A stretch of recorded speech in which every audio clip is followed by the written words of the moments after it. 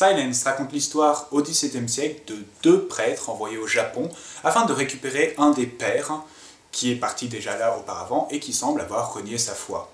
Arrivant sur place, ils font la connaissance de nombreux Japonais catholiques et décident de leur apporter leur soutien et leur bonne parole face à l'inquisiteur qui, lui, veut à tout prix repousser la chrétienté de son pays. Avant de donner mon avis sur le film, avant de donner mon ressenti sur le film, il faut que je prenne des précautions. Premièrement, avec son réalisateur.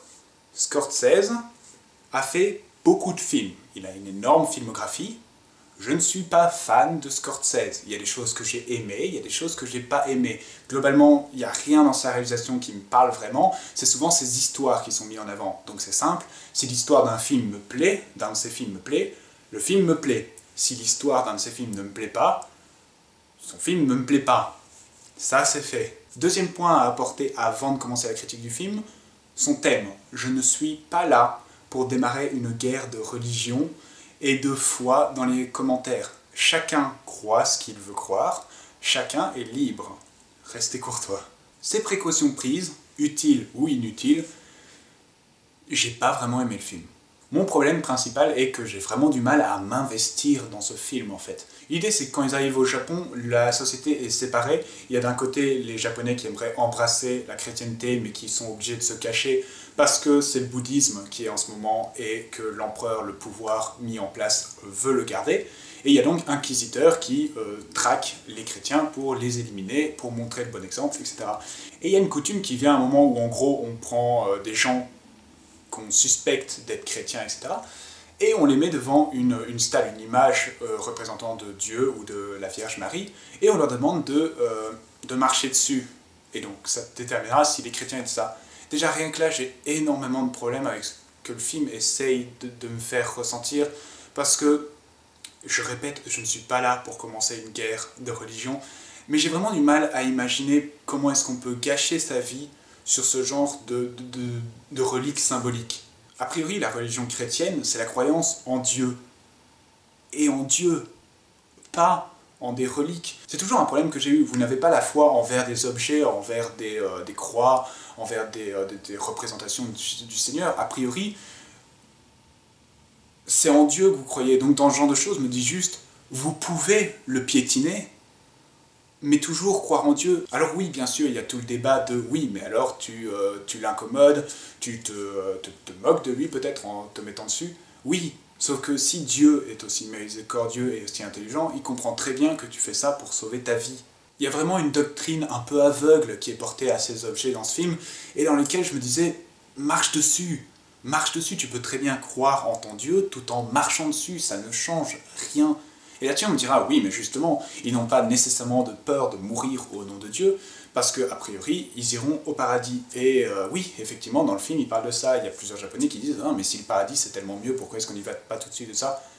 Oui, de mon point de vue, c'est un des énormes dangers de la religion.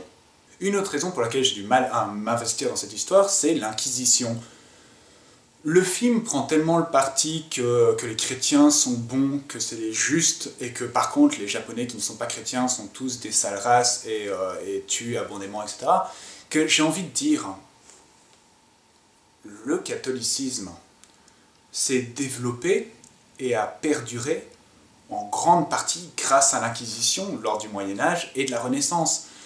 Et donc pendant le film, je ne pouvais m'empêcher de me dire, bah oui, c'est chiant quand c'est vous qui êtes de ce côté-là de la barrière. Alors oui, bien sûr, ce qui est fait dans le film est atroce et complètement inhumain, mais a priori, les chrétiens l'ont tout autant fait que ce que les bouddhistes font dans ce film-là. Donc, pourquoi est-ce que je devrais être plus désolé pour eux?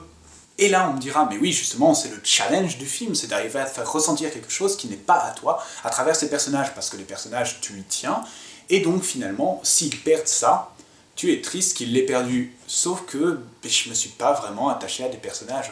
Le problème avec ces personnages, c'est que je ne leur donne aucune caractéristique, aucun trait de personnalité hors de leur foi.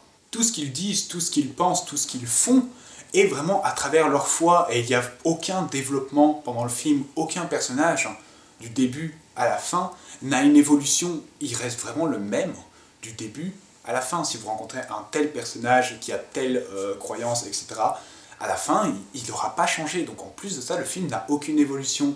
Et je ne peux pas m'investir dans un développement de film qui, pendant 3 heures, 2h47 pour être plus exact, et 80% des conversations entre des gens qui parlent religion, leurs textes religieux, etc., et de la voix off de lettres qu'écrit le père à leur maître en Espagne, des lettres qui en gros expliquent vite fait ce qu'ils ressentent, ce pourquoi, et je suis désolé, c'est de la réalisation que je trouve un petit peu facile.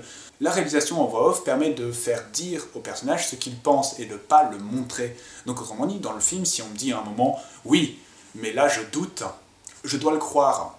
Peut-être que je ne le vois pas, mais il l'a dit, donc je suis obligé de le croire. C'est toujours une réalisation que je n'aime pas beaucoup, la voix off. Revenant sur ce doute, donc on pourrait me dire « mais alors là, il y a une évolution de personnage, vu qu'il a douté à un moment. » Pas franchement, il doute après 1 heure de film, mais il doute pendant 2 minutes de film, et finalement, c'est une vision qui le réconforte sur le fait que si, en fait, je crois. Et c'est là où je dis qu'il n'y a pas vraiment d'évolution de personnage. Le personnage n'accomplit rien par lui-même. Dès qu'il est face à un choix difficile, à un doute, par exemple à la fin du film, à la toute fin du film sans spoiler, c'est forcément une apparition ou une présence divine qui va lui donner la solution et ce qu'il doit faire. Donc en fin de compte, il n'investit rien et lui n'évolue pas du tout du début à la fin. Le seul personnage du film qui me faisait un peu réagir, mais pas du tout dans le bon sens, c'est l'inquisiteur japonais, qui est vraiment complètement ridicule. Ils sont allés chercher une prestation de quelqu'un qui parle avec une voix très aiguë et complètement du nez, et qui a des intonations très bizarres du genre ah, mais je parle un peu comme ça, et voilà », et qui à certains moments a vraiment l'air d'un handicapé mental.